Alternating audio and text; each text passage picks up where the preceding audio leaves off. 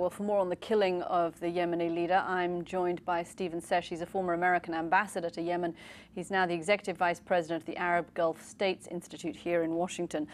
Thank you very much for joining me, Ambassador. How important is this killing?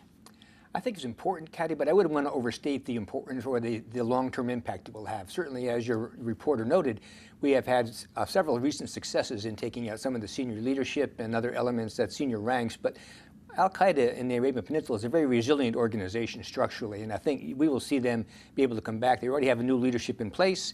I think that the new leader, Qasem Arimi, has been in there as their number two, as their military commander for a long time. He's a known commodity. He has the loyalty of the forces on the ground in Yemen. So I think this is going to be a short-lived success, and we need to maintain the pressure on AQAP as best we can. Right. I mean, to some extent, what we've seen in the past, when one militant leader gets killed, another one steps in to take his place. You're suggesting that al-Wahayshi is not an exception.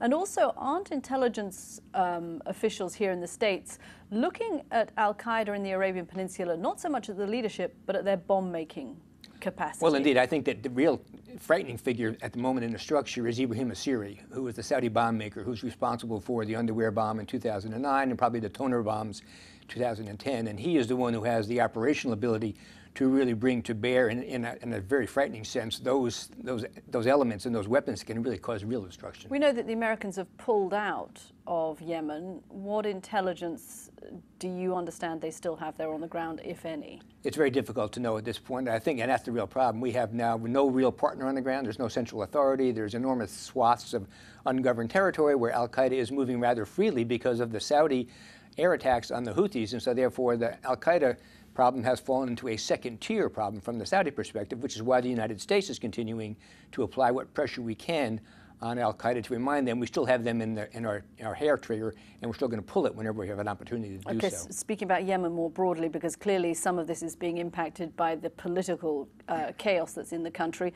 There are talks going on in Geneva at the moment. Where are we in the I don't suppose you can even call them peace negotiations, but in the negotiations? Yeah, I wouldn't call it much of anything except a first opportunity to try to get all the parties at least in the same hotel, if not in the same hotel room. And these may even be proximity talks where they're talking to intermediaries in the process.